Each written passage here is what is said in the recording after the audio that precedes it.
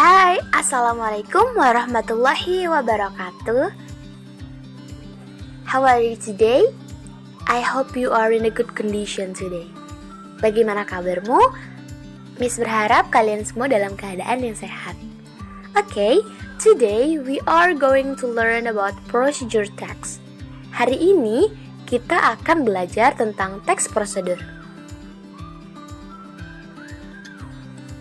Okay, we will learn first definition. Kita akan belajar yang pertama definisi, the second is generic structure atau struktur umum, and then the third is language features, dan yang ketiga adalah unsur kebahasaan yang ada di dalam teks prosedur. Okay, class, the first is definition.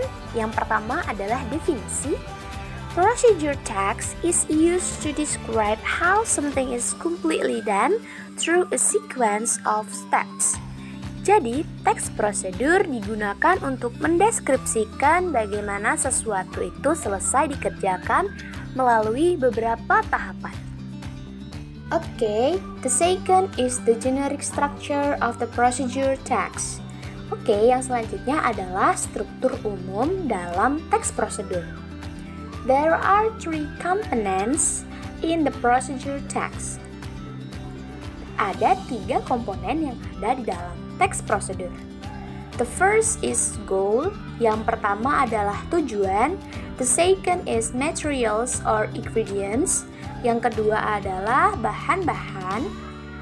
And the third is steps, yang ketiga adalah langkah-langkah. We will talk about the goal. Oke, kita akan berbicara tentang tujuan. So, goal in the procedure text is showing the purpose of the text. Jadi, tujuan di dalam teks prosedur menunjukkan tujuan yang akan dilakukan atau yang akan dibahas pada teks tersebut. And then the second is material. Yang kedua adalah material atau bahan-bahan. Material is telling the needed materials in the text or in the something that you want to make. Jadi, bahan-bahan itu di sini dimaksudkan kepada bahan-bahan yang akan digunakan untuk membuat sesuatu di dalam teks prosedur tersebut. And then the third is step.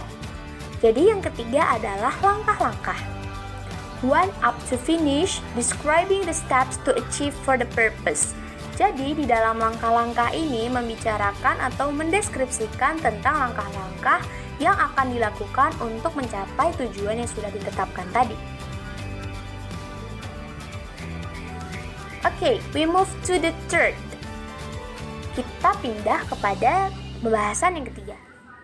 There is language features atau unsur kebahasaan yang digunakan di dalam teks prosedur. First is use adverbial of sequence or temporal conjunction. Yang pertama adalah menggunakan kata keterangan yang berkaitan dengan urutan waktu. For the example, first, second, third, the last, and etc. Contohnya, yang pertama, yang kedua, ketiga, dan yang lainnya. Jadi di dalam adverbial of sequence ini Ananda bisa menambahkan urutan waktu bagaimana sesuatu itu bisa terjadi ataupun terbentuk. In this language features, di dalam tata bahasa yang ini, you can use, kamu dapat menggunakan imperative sentence. Imperative sentence adalah kata perintah yang bisa kamu gunakan untuk memerintahkan sesuatu di dalam teks. Next, the third is use adverbials or adverb to express the detail for the time, place, manner accurate. Yang ketiga adalah menggunakan kata keterangan yang menunjukkan keterangan waktu secara lebih jelas, tempat, ataupun bagaimana cara untuk berbuat sesuatu. For the example, for 2 minutes, 3 hours, and etc. Contohnya untuk 2 menit, 3 jam, dan yang lain. Jadi di dalam part ini kamu harus memberikan keterangan tentang waktu seberapa lama hal itu dibuat. And then the fourth is use action verbs. Yang keempat adalah menggunakan kata kerja, di mana kata kerja ini adalah action verbs. Action verbs adalah kata kerja yang digunakan ketika kita melakukan sesuatu. For the example, make, boil, stir, cook, and etc. Contohnya adalah membuat, merebus, mengaduk, memasak, dan yang lainnya. Okay, the fifth is use simple present tense. Yang kelima adalah menggunakan simple present tense. Simple present tense is a tense that is used for showing the activity that you do regularly or to showing the fact. Okay, simple present tense digunakan untuk menunjukkan kegiatan yang kamu lakukan secara berkelanjutan ataupun yang setiap hari kamu lakukan, dan juga bisa juga menunjukkan suatu fakta. For the example, bake on hot waffle iron, stir it thoroughly. Contohnya adalah panggang di dalam pemanas waffle. Stir it thoroughly adalah aduk dengan pelan-pelan. Okay, we move to the example of the procedure text. Kita akan membahas tentang contoh dari teks prosedur tersebut. How to make waffles. Bagaimana membuat waffle? Kalimat ini ataupun hal ini termasuk ke dalam tujuan dari teks prosedur tersebut, yaitu bagaimana cara membuat waffle. And then materials ataupun yang kita biasa sebut dengan bahan-bahan. Jadi bisa Anda lihat dari ketujuh macam-macam tersebut adalah contoh dari bahan-bahan. Right, we move to the steps.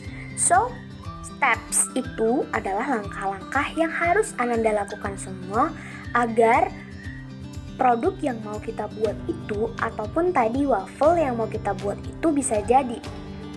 Jadi di dalam steps tersebut Ananda semua harus mencantumkan bagaimana ataupun langkah-langkah yang harus dilakukan orang ketika membaca prosedur teks tersebut yang harus dilakukan.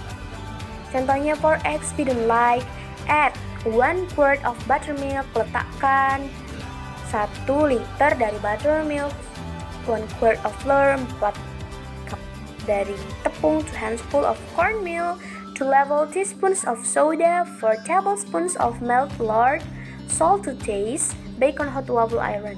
Jadi langkah terakhir adalah kita memanggangnya di pemanggangan waffle. Jadi ada alat sendiri untuk membuat waffle tersebut. Okay students, thank you for your attention. Terima kasih atas perhatian yang sudah Anda berikan kepada Miss. If there is any question, you can ask me in the commentary below. Jika Anda semua punya pertanyaan, Anda semua bisa menaruhnya di kolom komentar di bawah ini. Okay, I hope you guys, saya harap kamu semuanya can understand what I'm explaining to you today. Apa yang saya jelaskan kepada Anda semua pada hari ini. See you next time. Sampai jumpa lagi. Terima kasih sudah belajar hari ini dan tetap terus belajar. Terima kasih.